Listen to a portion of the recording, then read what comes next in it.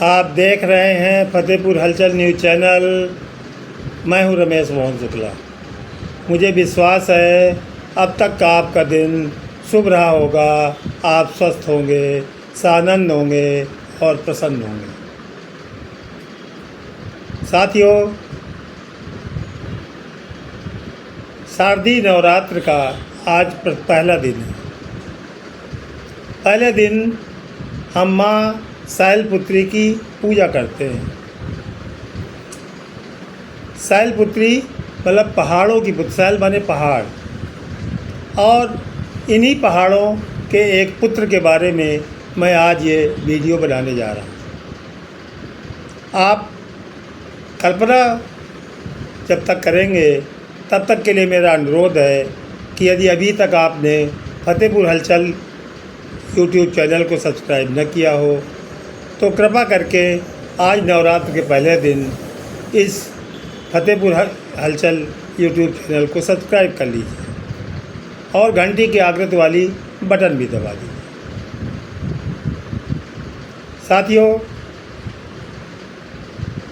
1951 में हिंदू महासभा के तत्कालीन सदस्य पंडित श्यामा प्रसाद मुखर्जी द्वारा एक नए राष्ट्रवादी दल के गठन के बारे में सोचा गया। उसकी रूपरेखा बनी और उस समय के सरसंघचालक जो द्वितीय थे पंडित सदाशिवराव गोलवलकर जी को उन्होंने एक पत्र लिखा कि मैं एक ऐसे दल का गठन करना चाहता हूं जो कि भारत में एक राजनीतिक शुचिता, राष्ट्रवाद और हिंदुत्व की परिकल्पनाओं से भरपूर होगा। इसके लिए मुझे कुछ अच्छे कार्यकर्ताओं की आवश्यकता है। आप कृपा करके संघ से कुछ ऐसे कार्यकर्ता जनसंघ में काम करने के लिए देने का कष्ट करें। उस समय के सरसंघचालक गुरुजी यानी गोलवलकर जी ने उस समय 5 लोग संघ से जनसंघ में काम करने के लिए दिए, जिनमें पंडित दीनदयाल उपाध्याय, अटल बिहारी वाजपेयी, प्रोफेसर बलराज मधोक जैसे नाम थे। और इन नामों को देते वक्त गुरुजी ने एक शब्द लिखा था श्यामा प्रसाद मुखर्जी के लिए कि मैं ये 5 नाम आपको वो दे रहा हूँ जो संघ की आत्मा है। यानी मैं संघ की आत्मा ही निकाल करके आपको जनसंघ की स्थापना के लिए दे रहा हूँ। जनसंघ बना और श्यामा प्रसाद मुखर्जी उसके पहले राष्ट्रीय अध्यक्ष बनाए गए। कश्मीर के मसले पर पंडित नेहरू से उनका विवाद हुआ और उन्होंने मंत्रिमंडल छोड़ दिया। उसके बाद जो हुआ वो इतिहास के पन्नों में दर्ज है और श्यामा प्रसाद मुखर्जी जी की मृत्यु हो गई। उनकी मृत्यु के उपरांत पंडित दीनदयाल उपाध्याय जी को जो समय राष्ट्रीय महामंत्री थे उनको इसकी बागडोर सौंपी गई। हो सकता है उस काल में जनसंघ की कोई बहुत बड़ी राजनीतिक उपलब्धियां न रही हों, लेकिन दीनदयाल जी ने जनसंघ के लिए एक प्रतिमान गढ़ा, एक कार्य संस्कृति विकसित की और उसकी पहचान पूरे देश में कराई कि ये दल दूसरे दलों से सर्वथा भिन्न है। और जिसको बाद के नेताओं ने पार्टी विद डिफरेंस और न जाने क्या क्या कहा।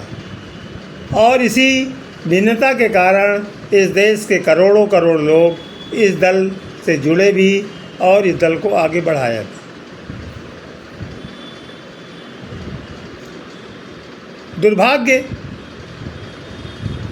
से कहें या वर्तमान भाजपा नेतृत्व की सोची समझी चाल कि अटल बिहारी वाजपेयी जी लगातार विपक्ष में रहने के बाद भी उन्होंने जितनी ख्याति अर्जित की थी शायद ही कोई भाजपा का दूसरा नेता अर्जित कर सके। लेकिन उनके 6.5 वर्षों के कार्यकाल को वर्तमान नेतृत्व नकार रहा है। परिणाम क्या होता जा रहा है ये आपके सामने है।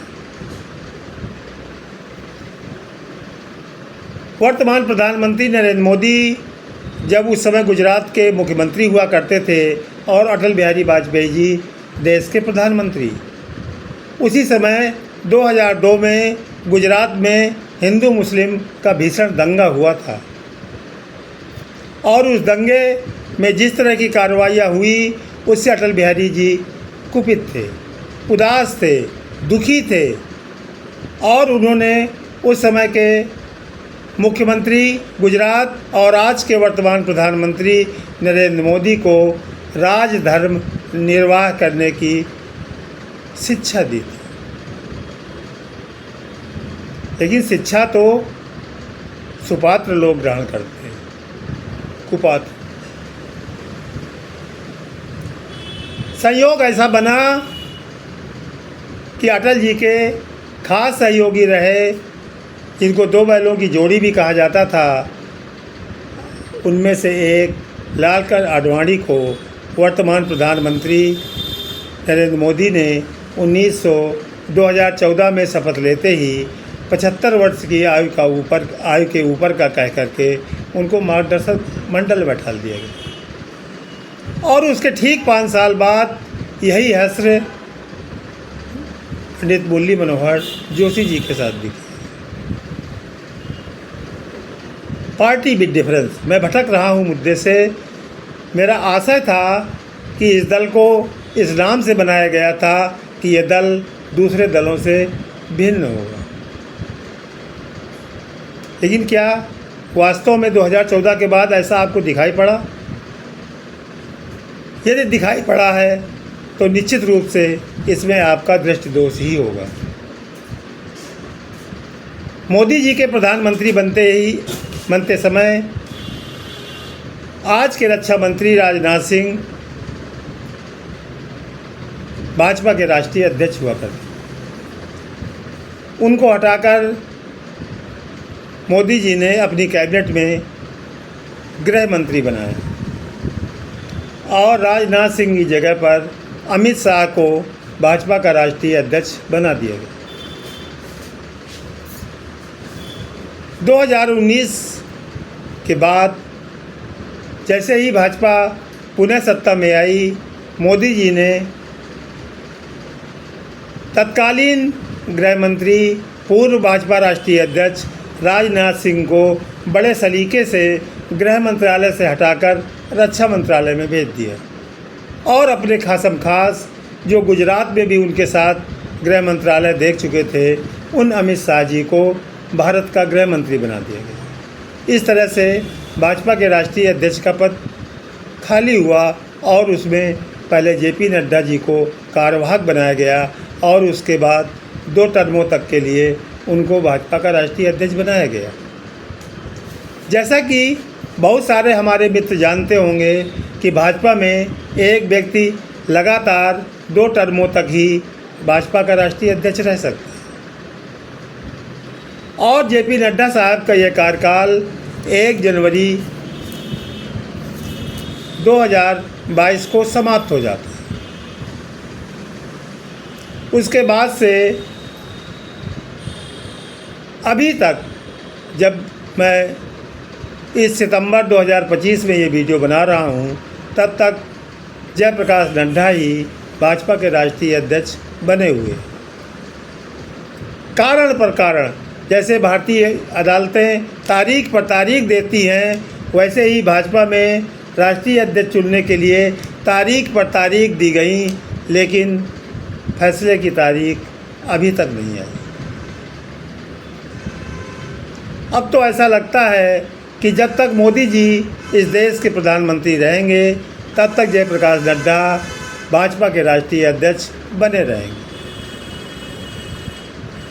क्योंकि ऑपरेशन सिंदूर भी बीत गया, मानसून सत्र भी बीत गया, उपराष्ट्रपति का चुनाव भी बीत गया और आज से नवरात्र भी लग गए, लेकिन भाजपा के राष्ट्रीय अध्यक्ष चुनने की तिथि आज तक भाजपा संगठन ने निर्धारित नहीं की।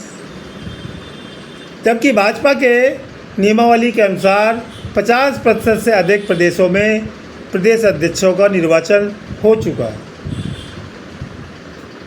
ये है भाजपा जो दूसरे दलों से भिन्न है। कहती थी लेकिन है नहीं।